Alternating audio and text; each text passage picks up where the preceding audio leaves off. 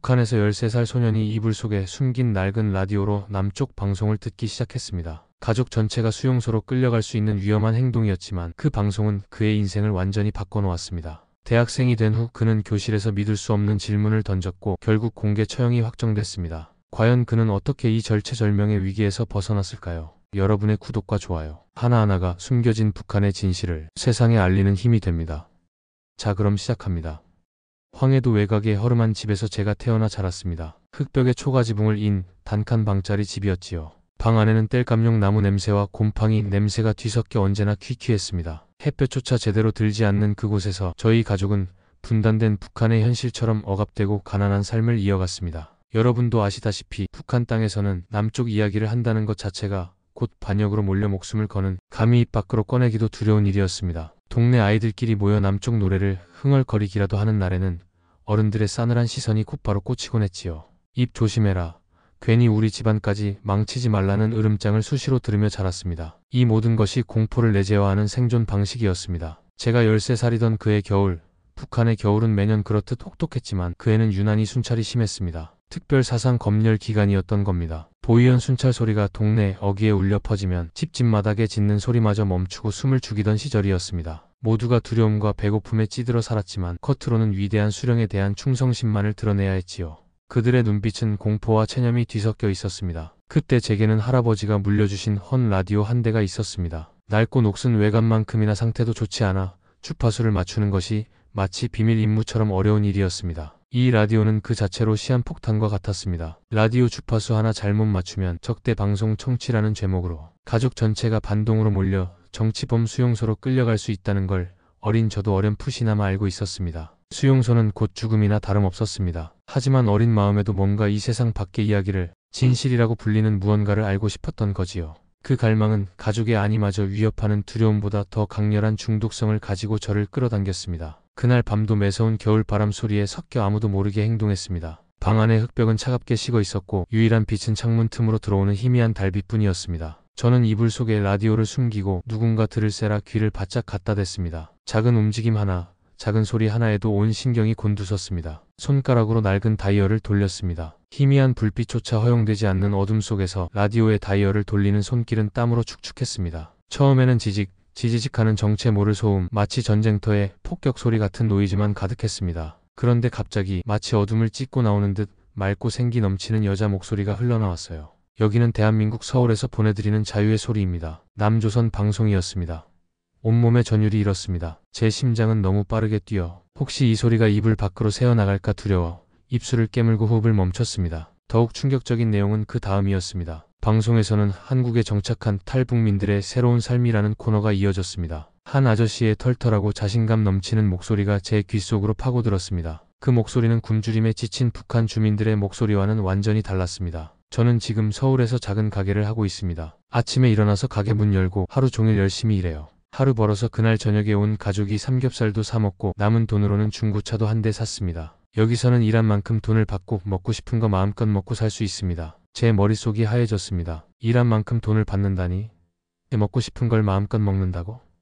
개인 소유의 자동차? 북에서는 상상조차 할 수 없는 완전히 다른 세계의 이야기였습니다. 저희는 배급에 의존하고 고기 구경은 명절 때나 겨우 할 수 있었으며 개인의 소유는 체제에 대한 불충으로 여겨졌습니다. 그 아저씨의 목소리는 북한에 굳건했던 체제 논리, 즉 남조선은 지옥이라는 교육을 단숨에 부수는 강력한 도끼 같았습니다. 그날 밤 낡은 라디오에서 들려온 그 신세계의 속삭임 때문에 저는 밤새 잠을 이루지 못했습니다. 저의 세상은 그날 밤 낡은 라디오 소리와 함께 영구적인 균열이 가기 시작했습니다. 이 위험한 진실이 제 삶의 모든 것을 바꾸어 놓을 것이라는 예감이 들었습니다. 시간이 흘러 저는 고향을 떠나 대학에 들어갔습니다. 물론 국가에서 정해준 배급과 통제 속에서 모든 것이 이루어지는 곳이었지만 저에게는 새로운 환경이었습니다. 사상 교육과 체제 찬양으로 가득 찬 곳이었지만 저는 이미 라디오를 통해 바깥 세계의 존재를 알고 있었기에 모든 것이 위선적으로 보였습니다. 대학 기숙사에서 저는 또 한 번 세상을 뒤흔드는 놀라운 일을 겪었습니다. 어느 날 밤 모두가 잠든 시간, 같은 방 선배가 저를 조용히 불렀습니다. 선배는 주위를 살피더니 몰래 중국에서 넘어온 USB를 보여줬습니다. 엄지손가락만 한 작은 물건에서 어떻게 그런 엄청난 비밀이 나올 수 있을까 궁금했습니다. 선배는 이 물건이 발각되면 멸문지화를 당할 수 있다는 듯 극도의 긴장감 속에서 속삭였습니다. 이거 남조선 예능 프로그램인데 절대 다른 사람한테 말하면 안 된다. 들키면 우리 다 죽는다. 이거 하나 때문에 숙청된 가정이 한둘이 아니다. 선배의 목소리는 떨렸고 방 안의 긴장감은 극에 달했습니다. 선배는 노트북에 USB를 꽂고 화면 밝기를 가장 낮춘 채 담요를 뒤집어 썼습니다. 저와 다른 룸메이트들은 숨을 죽이고 그 담요 속으로 얼굴을 밀어 넣었습니다. 창문 밖 순찰대가 지나갈까 봐 모두가 신경을 곤두세웠습니다. 화면 속에는 믿을 수 없는 풍경이 펼쳐졌습니다. 평범한 사람들이었습니다. 그들은 화려한 옷을 입지도 특별한 직업을 가진 것처럼 보이지도 않았습니다. 하지만 그들은 식당에 앉아서 고기를 실컷 구워 먹고 하하 웃고 떠들고 자유롭게 대화하는 모습이었습니다. 그들의 식탁 위에는 갈비, 불고기, 삼겹살 등 다양한 고기와 함께 수많은 반찬이 가득했어요. 그 양은 마치 축제 같았습니다. 저희는 한 달에 한 번 고기 배급받는 것도 손가락만 빨며 기다려야 했고 그마저도 제대로 된 고기가 아닌 경우가 많았는데 말입니다. 화면 속의 풍요로움은 북한의 끔찍한 현실과 너무나 극명하게 대비되어 마치 다른 행성의 이야기처럼 느껴졌습니다. 더 충격적인 장면은 그 다음이었습니다. 한 출연자가 카메라를 향해 자랑스럽게 말하는 거예요. 그의 얼굴에는 어떤 두려움도 죄책감도 없었습니다. 오직 자신감과 행복감만이 가득했습니다. 저는 탈북민인데요. 한국에 온 지 5년 만에 열심히 일해서 치킨집을 차렸습니다. 제 가게에서 번 돈으로 가족들 모두 풍족하게 살고 있습니다. 북에서 탈출한 사람이 남쪽에서 자유롭게 장사를 하고 그걸 TV에 나와서 말한다는 게 제게는 완전히 비현실적이었습니다. 반역자로 낙인 찍혀 그림자처럼 살아야 할 사람들이 오히려 남쪽 사회의 당당한 구성원으로 살고 있다니. 우리 기숙사 방 전체는 쥐죽은 듯 숨죽이고 그 화면을 봤습니다. 누군가 낮은 목소리로 저게 진짜야? 조작 아니야? 라고 물었지만 충격에 빠진 그 누구도 선뜻 대답하지 못했어요. 너무나 현실적이고 너무나 자유로워 보이는 그들의 모습에 조작이라는 단어조차 힘을 잃었습니다. 저의 사상의 벽은 USB를 통해 완전히 허물어지기 시작했습니다. 이 영상은 저에게 단순히 재미가 아니라 세상을 보는 새로운 눈을 뜨게 해준 혁명적인 경험이었습니다. 그 일이 있고 나서 저는 더 이상 예전의 저로 돌아갈 수 없었습니다. 제 머릿속에는 남쪽의 풍요로움과 북쪽의 억압적인 현실이라는 두 개의 세계가 끊임없이 충돌했습니다. 북한에서 배운 모든 것이 새빨간 거짓말처럼 느껴지기 시작했습니다. 방학 때 고향에 내려가 보니 놀랍게도 동네 사람들도 조금씩 변하고 있었습니다. 공포와 배고픔에 찌들어 살던 그들의 눈빛에 이전에는 없던 갈망과 궁금증이 서려 있는 것을 느꼈습니다. 사람들은 서로 눈치를 보면서도 알 수 없는 기대감을 공유하고 있었습니다. 어느 날 밤, 옆집 아저씨네 집에서 희미한 불빛이 새어나오는 걸 봤어요. 모두가 일찍 잠들어야 하는 통제된 시간이었기에 그 불빛은 저에게 경계심과 호기심을 동시에 불러일으켰습니다. 저는 숨을 죽이고 창문 커튼 사이로 살짝 엿봤습니다. 보인 것은 TV 화면이었습니다. 그것은 남한 드라마였어요.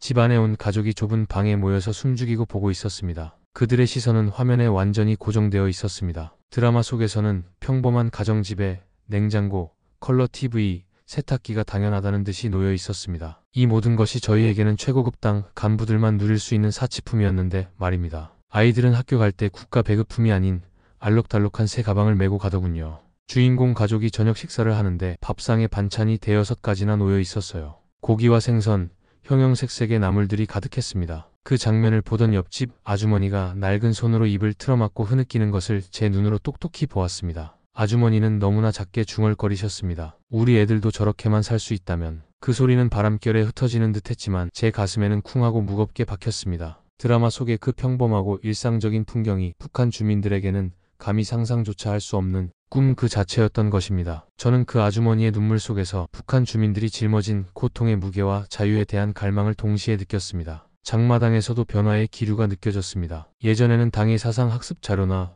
중국산 밀수품이 주로 거래되었지만 이제는 달랐습니다. 한 아주머니가 은밀하게 남한 드라마나 예능을 담은 USB를 파는 걸 봤습니다. 아주머니는 주위를 살피며 낮은 목소리로 속삭이더군요. 이거 보면 인생이 달라진다. 정말 그 말이 맞았습니다. 이 신세계를 한번 맛본 사람은 절대 예전의 체념으로 돌아갈 수 없었으니까요. 남쪽의 문화는 단순히 재미있는 이야기가 아니라 북한 주민들의 억압된 의식에 균열을 내는 강력한 진실이었습니다. 장마당은 생필품을 거래하는 곳이 아니라 위험한 정보가 유통되는 혁명의 씨앗이 뿌려지는 곳이 되고 있었습니다. 저는 이 변화의 흐름이 결국 북한 사회 전체를 뒤흔들 것이라는 확신을 가지게 되었습니다. 대학으로 돌아온 후 저는 더 이상 북한 체제의 논리를 그대로 받아들일 수 없었습니다. 모든 과목, 특히 정치 경제 과목에서는 남조선은 미제국주의의 식민지로 곧 붕괴할 것이라는 거짓말을 주입받아야 했습니다. 그들의 강의는 저에게 모욕적으로 느껴졌습니다. 저는 이미 라디오와 USB를 통해 진실을 알고 있었습니다. 수업 시간,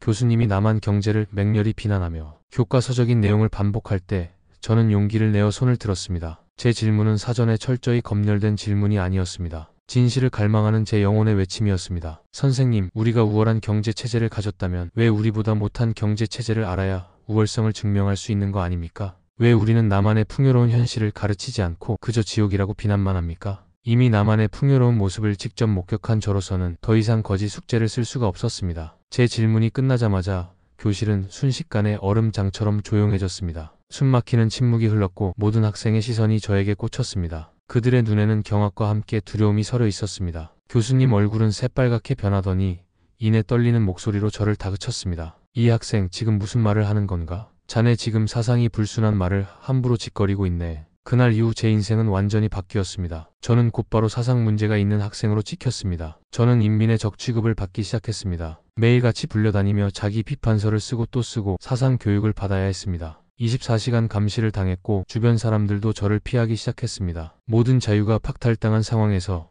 저는 작은 반항을 시작했습니다. 밤중에 몰래 나가 체제 선전물을 훼손하고 중요한 선거장 시설을 망가뜨렸습니다. 그것은 절망적인 상황에서 제가 할 수 있는 유일한 자유를 향한 몸부림이었습니다. 저는 이미 돌아올 수 없는 강을 건넜음을 직감했습니다. 당연히 곧바로 제가 범인이라는 게 밝혀졌지요. 보위원들이 들이닥쳤을 때 저는 올 것이 왔다고 생각했습니다. 체포되어 끌려갈 때 어머니께서 저를 향해 달려오셨습니다. 40도 안 되셨는데 평생의 고생과 걱정 때문에 머리가 반백이 되어 계시더군요. 어머니는 제 몸을 붙들고 피를 토하는 듯 울부짖으셨습니다. 이 자식아, 내가 우리 가족을 다 죽이려고 작정했냐? 내가 반동이 되면 우리 가족 모두가 숙청되는 걸 몰라. 그 절규는 제 가슴을 갈기갈기 찢어 놓았습니다. 하지만 이미 늦었습니다. 저는 이미 북한 사회가 용납할 수 없는 위험 인물이 되어 있었습니다. 구치소에 갇힌 후 며칠 만에 저는 공개 처형이 확정됐다는 소식을 들었습니다. 23세 나이에 총살당해 죽는다는 것이 도저히 실감이 나지 않았습니다. 죽음에 대한 두려움보다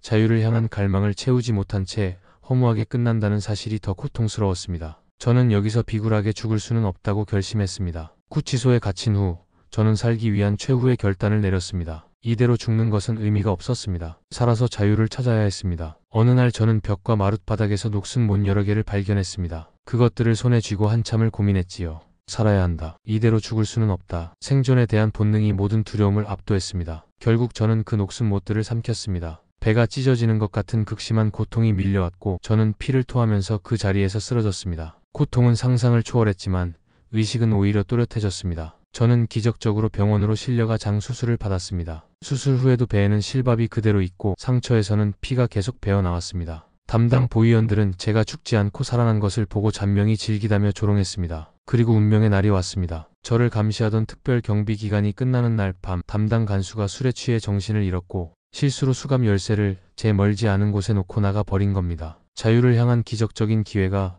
눈앞에 펼쳐진 것입니다. 새벽에 눈을 떠보니 병실에는 저 혼자였습니다. 바깥은 고요했습니다. 저는 기어가는 것처럼 힘겹게 몸을 일으켜 열쇠를 잡았습니다. 수갑을 풀고 수술받은 배를 움켜쥐고 일어섰습니다. 실밥이 터져 모든 노력이 수포로 돌아갈 것 같은 극심한 통증이 있었지만 살고 싶다는 본능이 그 통증보다 훨씬 강했습니다. 피가 배어 나오는 것을 느끼면서도 저는 곧바로 병원 창문을 열고 눈이 쌓인 바깥으로 뛰어내렸습니다. 차가운 눈 위에 쓰러졌다가 비틀거리며 다시 일어섰습니다. 저는 무조건 국경 쪽으로 향했습니다. 발은 얼음처럼 차가웠고 수술 부위는 터질 것 같았지만 멈출 수 없었습니다. 그렇게 밤새 걸어서 산속으로 숨어들었습니다. 며칠을 굶으면서 산을 넘고 강을 건넜습니다. 저의 몸은 고통의 신음으로 가득했지만 정신은 오직 자유라는 단어에만 집중했습니다. 가장 절망적이고 공포스러운 순간은 한겨울 얼어붙은 두만강 위를 기어서 건널 때였습니다. 강물은 꽁꽁 얼어 있었지만 두꺼운 옷과 짐 때문에 몸은 무거웠습니다. 언제 얼음이 깨져서 차가운 강물 속으로 빨려 들어갈지 모르는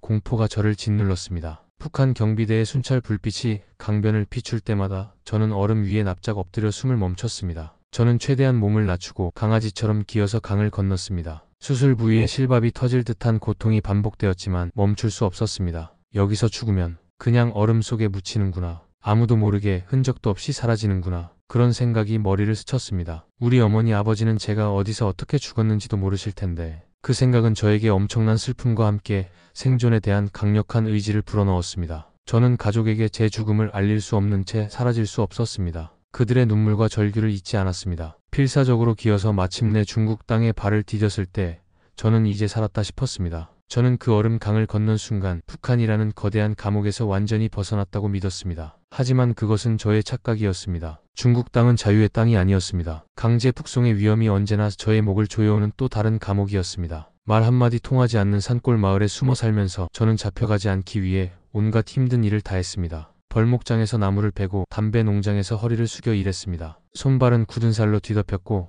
몸은 극도로 피폐해졌습니다. 조선족 할머니 할아버지들이 저를 불쌍히 여겨 밥을 주시고 중국말을 가르쳐 주셨습니다. 그분들의 따뜻한 마음과 인내심이 저를 지탱해 주었습니다. 그들의 도움 없이는 저는 살아남지 못했을 것입니다. 어느 날 조선족 집에 일을 도우러 갔다가 컴퓨터라는 문명의 이기를 처음 봤습니다. 저에게는 마치 외계에서 온 물건 같았습니다. 젊은 주인이 인터넷이라는 것을 보여줬는데 거기에 남쪽으로 간 탈북자들의 인터뷰 영상이 떠 있더군요. 다시 한번 숨이 멎는 것 같았습니다. 제가 북한에서 몰래 보았던 USB 영상의 확장판이었습니다. 화면 속에서 한 탈북민이 환하게 웃으며 말했습니다. 그의 얼굴에는 행복과 평화가 가득했습니다. 한국에서는 삼겹살을 실컷 먹을 수 있어요. 라면도 언제든지 끓여 먹을 수 있고요. 저는 중고차 한 대 샀는데 그것도 한 달 월급이면 살 수 있습니다. 북에서라면 수십 년을 벌어도 살 수 없는 차를 말입니다. 라디오로만 듣던 그 이야기들이 단 하나의 거짓도 없는 진실이었던 겁니다. 저는 눈물을 흘렸습니다. 제가 목숨 걸고 국경을 넘은 것이 헛된 일이 아니었구나 싶었지요.